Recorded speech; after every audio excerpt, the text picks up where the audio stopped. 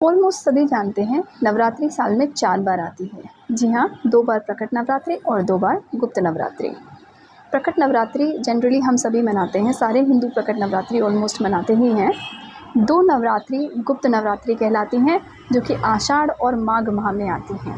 आषाढ़ अभी चल रहा है और नवरात्रि शुरू हो चुकी है 19 जून 2023 से 27 जून 2023 तक। दशमी तिथि 28 जून 2023 को होगी। गुप्त नवरात्रि और प्रकट नवरात्रि में क्या भेद है, मतलब क्या डिफरेंस है? कुछ खास नहीं, दोनों में ही माँ दुर्गा की, माँ आदिशक्ति की पूजा होती है, उनके अलग अलग रूपों की पूजा होती है। द ओनली डिफरेंस इज़, एक हल्का सा फ़र्क ये है कि प्रकट नवरात्रि में हम माँ के 9 अलग अलग रूपों की पूजा करते हैं और गुप्त नवरात्रि में हम माँ के महाविद्या रूपों की पूजा करते हैं। जो 10 महाविद्या रूप है माँ के आदिशक्ति के, हम उनकी पूजा करते हैं।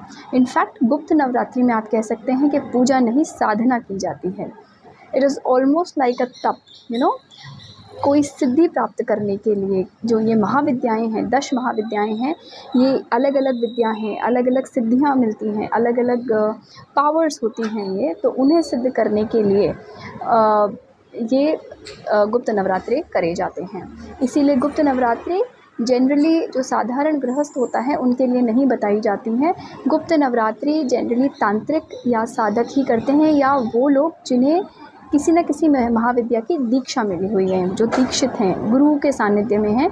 गुप्त नवरात्रि गुरु के सानिध्य और आदेश से ही की जाती है और ऐसे ही की जानी चाहिए। इसका एक रीज़न ये है कि गुप्त नवरात्रि में नियम संयम थोड़े ज़्यादा होते हैं और मतलब काफ़ी डिसिप्लिन्ड मैनर में इन्हें करना पड़ता है। जैसे कि गुप्त नवरात्रि में पहला नियम तो यही है कि ब्रह्मचर्य फॉलो करना होता है, पवित्रता का बहुत ध्यान रखना होता है और काफ़ी नियम संयम हैं। और सबसे बड़ी बात, गुप्त नवरात्रि जैसा नाम से ही पता चलता है, गुप्त होती है। जो साधक होता है, जो गुप्त नवरात्रि कर रहा होता है, he or she is supposed not to tell this to like anybody। अब घर में अगर कोई कर रहा है, कोई है साधक, तो डेफिनेटली घर वालों को तो पता होगा, लेकिन कोशिश करके कम से कम बताना होता है। इसको जनरली ऐसे ही जो माँ की चौकी लगाई जाती है, जो पूजा की जाती है, वो ऐसे ही की जाती है कि किसी की नज़र में ज़्यादा ना आए, ना ज़्यादा पता चले। ये गुप्त साधना मानी जाती है।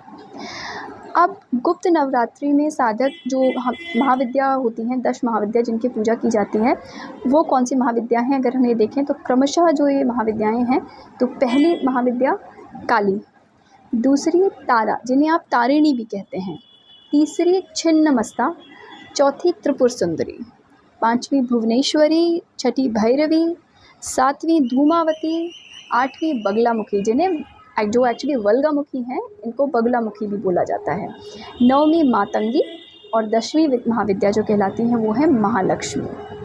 तो ये 10 महाविद्याएं साधी जाती हैं, तांत्रिक विधियों से भी साधी जाती हैं और काफ़ी कठोर नियम संयम से इनको साधा जाता है। तो इसीलिए गुप्त नवरात्रि जो होती है वो पूजन नहीं, साधना के लिए मानी जाती है और गुरु के सानिध्य में ही की जाती है, गुरु के आदेश से ही की जाती है। अब हम ये देखते हैं क्या गुप्त नवरात्रि में जो जनरल मास है, जो साधारण गृहस्थ लोग हैं, साधारण लोग हैं, क्या वो भी माँ की ब्लेसिंग्स पा सकते हैं, माँ आदिशक्ति की? तो हाँ, बिल्कुल। आप छोटे छोटे उपाय गुप्त नवरात्रि में आप भी कर सकते हैं, जिसमें आपको प्रॉपर प्रोसीजर फॉलो नहीं करना है, लेकिन हाँ, आप माँ के लिए छोटे छोटे उपाय उनकी ब्लेसिंग्स के लिए कर सकते हैं। जैसे कि अगर आपको धन धान्य या ऐश्वर्य में, घर व्यापार में बरकत चाहिए, तो आप माँ लक्ष्मी को नवरात्रि में, गुप्त नवरात्रि में रोज़ आप उनको कमल का फूल चढ़ा सकते हैं। माँ लक्ष्मी को कमल का फूल बहुत पसंद होता है, तो आप उनको रोज़ कमल का फूल चढ़ाइए, इससे घर में बरकत बनी रहती है।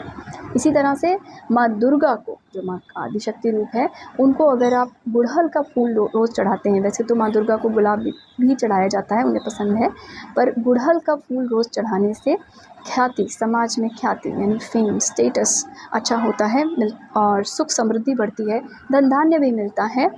इनफैक्ट अगर आप माँ काली के लिए रोज़ गुड़हल का फूल चढ़ाते हैं गुप्त नवरात्रि पर, उससे भी आपको हर तरह की विपत्तियों से आपकी रक्षा होती है। गुप्त नवरात्रि में घर के मंदिर में मोर पंख की स्थापना करना भी अच्छा रहता है। मोर पंख एक्चुअली महालक्ष्मी जो हैं, महालक्ष्मी का प्रतीक माना जाता है। इसीलिए गुप्त नवरात्रि पे मोर पंख की मंदिर में स्थापित करने से धन धान्य बना रहता है। अगर किसी का व्यापार एकदम ठप हो गया है या घर में बरकत ही नहीं हो रही है, नौकरी चली गई है, बेसिकली किसी न किसी तरह से आपके फिनेंसेस बिल्कुल कहते हैं ना बंद हो गए हैं, बिल्कुल फिनेंसेस का कोई सोर्स नहीं हो रहा है, बिज़नेस है वो बिल्कुल बंद हो गया है, काम धंधा नहीं चल रहा है, कहीं से भी पैसे का कोई सोर्स नहीं आ रहा है और आप काफ़ी परेशान हो चुके हैं, तो आप ये टोटका कर सकते हैं। गुप्त नवरात्रि में दशमी तिथि, जैसे अब 28 जून 2023 को पड़ेगी, तो दशमी तिथि महालक्ष्मी के लिए होती है। दशमी तिथि को गुप्त नवरात्रि में आप प्रातः सुबह उठकर सूर्योदय के बाद ही सीधे अपना स्नान करके एक लकड़ी की चौकी पर लाल कपड़ा बिछाएं, उस पर माँ महालक्ष्मी का चित्र लगाइए, जिसमें वो कमल पर बैठी हुई हों, उनके हाथ में कलश हो, ऐसा चित्र लगाइए। एक जटा वाला नारियल जो आता है, ऐसा नारियल लेकर के उसको लाल कपड़े में से लपेटकर उसके ऊपर रक्षा सूत्र यानी मौली बांध दीजिए। और अच्छा रहेगा अगर आप एक कलश पर उस नारियल को स्थापित करें, नहीं तो माता के चरणों में भी रख सकते हैं। और उसके बाद उनके सामने एक लाल आसन पर बैठकर आप स्फटिक की माला से, ये मंत्र है ओम ह्रीं अष्ट महालक्ष्मये नमः, ओम ह्रीं अष्ट महालक्ष्मये नमः। इस मंत्र का आप कम से कम 9 माला जाप या जितना अधिक आप कर सकें उतना अच्छा होगा। ये आप सुबह सुबह करें सूर्योदय के बाद ही। इससे आपकी व्यापार में जो परेशानी आ रही है, आर्थिक परेशानियां हैं, ये सब धीरे धीरे इससे आपको राहत मिलेगी, सुख समृद्धि बढ़ेगी। दशमी तिथि माँ कमला यानी महालक्ष्मी की तिथि मानी जाती है गुप्त नवरात्रि में, और महालक्ष्मी को ही साधा जाता है, इन्हें तांत्रिक लक्ष्मी भी कहा जाता है। तो धन धान्य से रिलेटेड जो भी प्रॉब्लम्स होती हैं उन्हें दूर करने के लिए इनको साधा जाता है। जिन पर इनकी कृपा हो जाती है वो इस संसार में सारे जो सुख समृद्धि है सबको भोगते हैं और उनकी ब्लेसिंग्स पाते हैं।